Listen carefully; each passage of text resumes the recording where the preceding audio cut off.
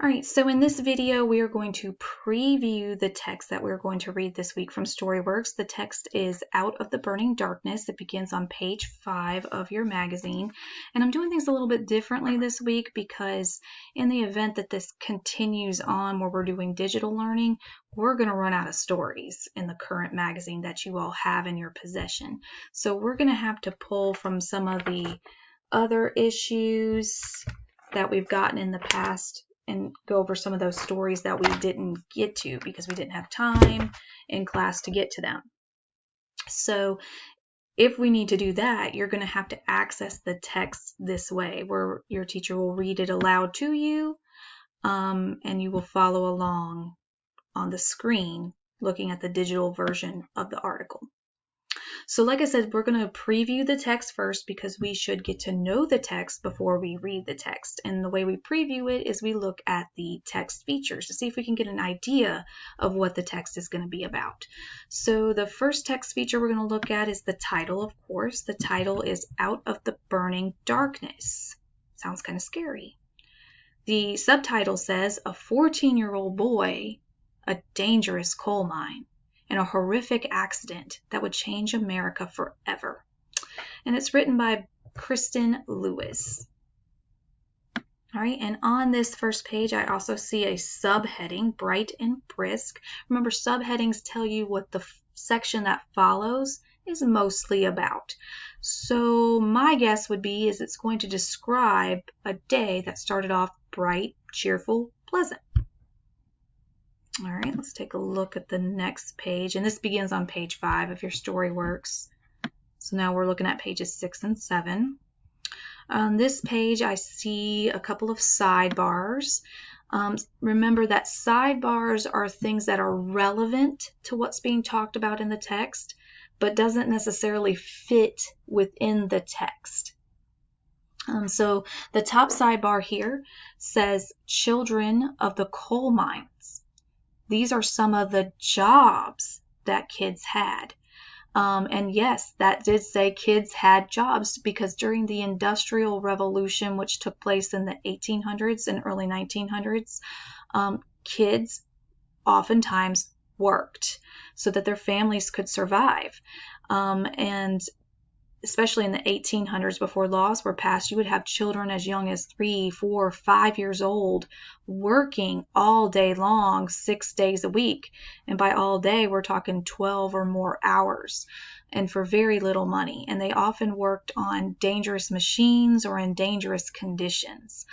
It wasn't until after the turn of the century, 1900, that laws were passed in the United States to make that not allowed anymore. All right, so this picture shows a mule driver. Mule drivers led the mules that pulled cars full of coal through the mines. Mule driving was often the job that kids wanted most.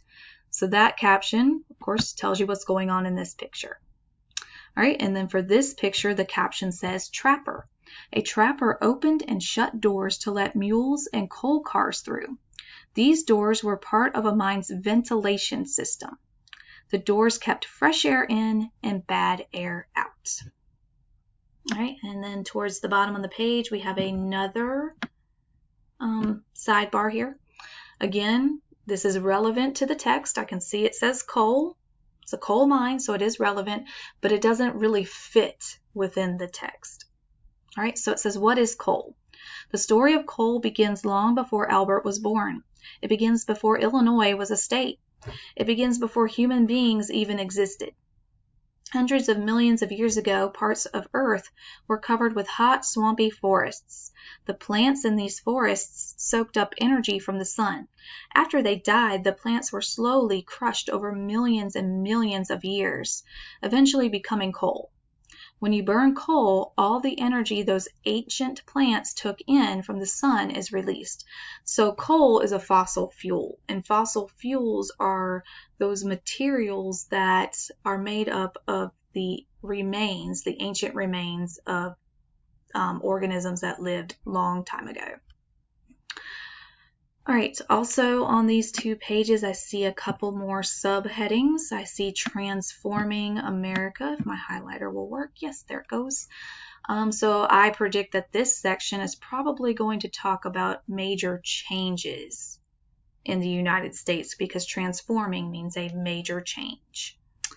And then we have difficult and dangerous. So I think that that section is probably going to be mostly about how things were difficult, hard to do, and dangerous, probably within those coal mines. Lonely and boring. That section must be about how boring and lonesome people were working in those coal mines. All right, last page. Last 2 pages, pages 8 and 9. All right, we got a couple more sidebars here. We have another job that children could have in the coal mines. We have breaker boy. Outside the mine was a large, noisy building called a breaker. This is where coal was broken up and sorted by big machines. Some mines also employed breaker boys. Their job was to pick out small pieces of rock from the precious coal. They sat hunched over for hours, their fingers often frozen and bloody. All right, and we have another sidebar over here. Again, remember, sidebars are things that are relevant but don't really fit within the text itself. All right, it's called Coal Mining Today. Today, the U.S. relies less on coal than it did in the past, but coal remains a big source of energy in America and around the world. Modern safety rules and new technology have made mines much safer, but coal mining is still dangerous. Over the past decade, 228 miners were killed in coal mining accidents in the U.S., according to the Mine Safety and Health Administration. And a decade is a period of 10 years. So we had 228 miners killed in a 10-year period in the United States today. All right, and then I see another one down here, a little picture of a bird. I wonder how this fits in the story. Canary in the coal mine. Miners often brought canaries into coal mines. If lethal, that means deadly, gases were present, the gases would kill the canary before the miners, giving them enough time to get out. Today, canary in the coal mine means a warning of danger. So if you hear someone say canary in the coal mine, they're saying danger.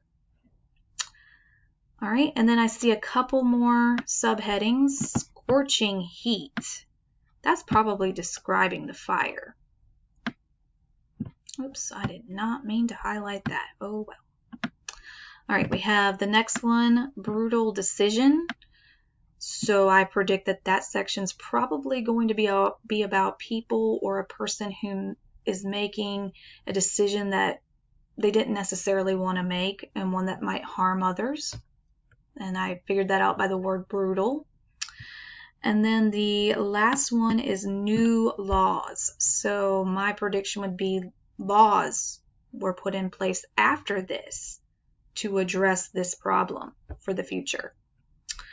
All right, so we have successfully previewed the text. The next video you should watch is the read aloud.